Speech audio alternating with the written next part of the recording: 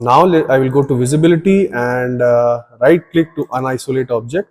You can see it is beautifully lying around there. You go back and first of all put this under a fiberglass panel.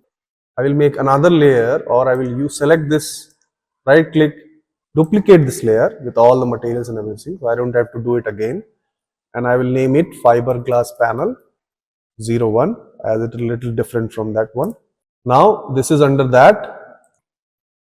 Select this, right click and change object layer. And then now you go to visibility. You have to show all objects. Fine. Let's bring it back, all objects. Okay. Now we have almost this thing. I will go back and first of all I will join it so that it's easy for me to select. Yes, now it is joined. I will bring back all the objects. Now I will also repeat this copy all over my plan as we did for the previous ones. So I will first of all I will fill this width. So I need 1, 2, 3, 4, 5 here as well. So I will use array copy as we did previously. And my object is selected. So x direction is 5, y direction is 1, and z direction is also 1. Right? And this is my edge point from where I want to copy this end point to the another end point. Perfect. So this is done. Right click this. Now select all of these to copy it to y direction. So again bring my rectangular array command. X direction this time it's 1.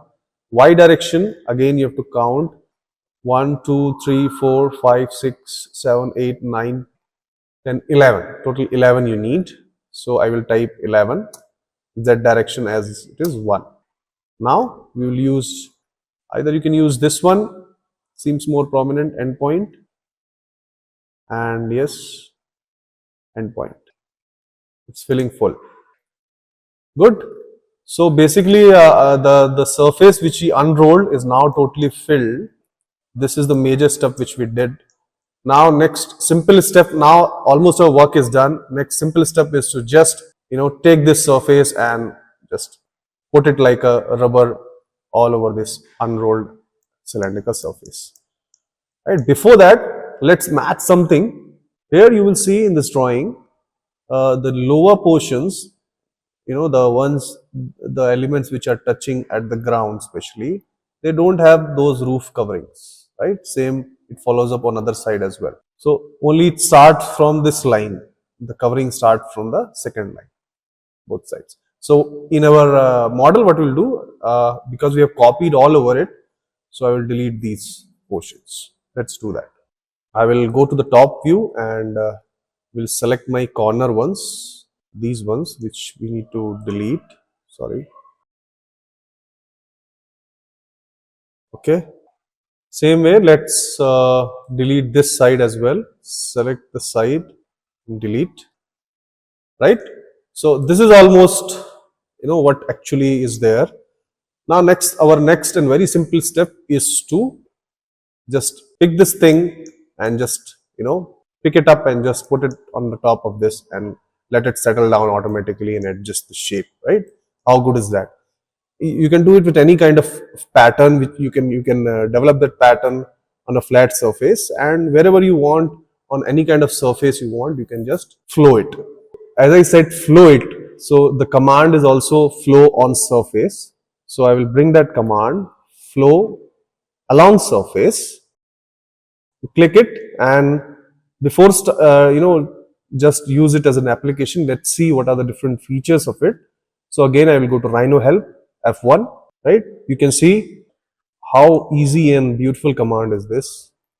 Just taking any shape and form and pattern and just put it on any surface. This I'm sure it will, you can use it in all kind of modeling you are doing, any kind of complex model, any kind of sketch you did roughly on your paper, and you just bring it, convert it into a 2D curve and put it on any kind of organic shapes and form. How easy it becomes when you have such powerful application, right?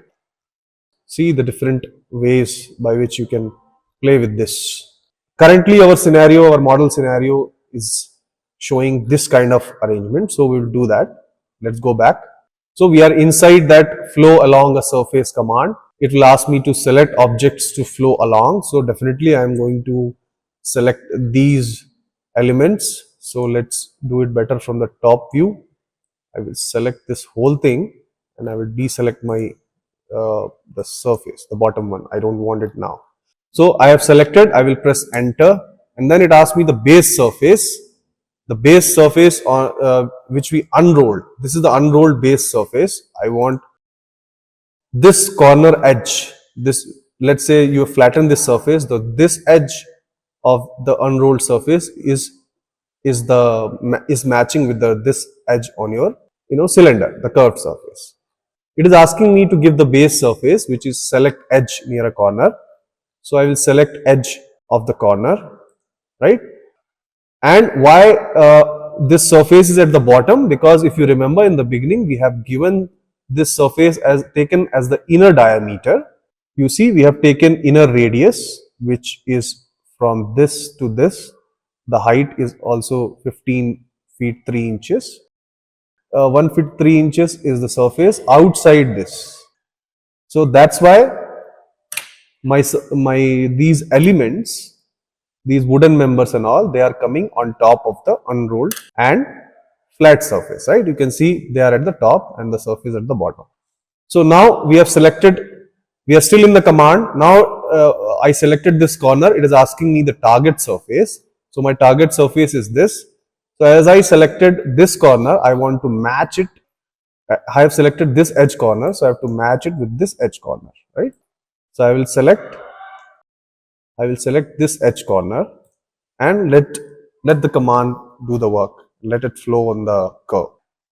Perfect, right? You can see without any effort, I have straight away got my pavilion outline. Now, if I hide this, you will see how beautiful it is.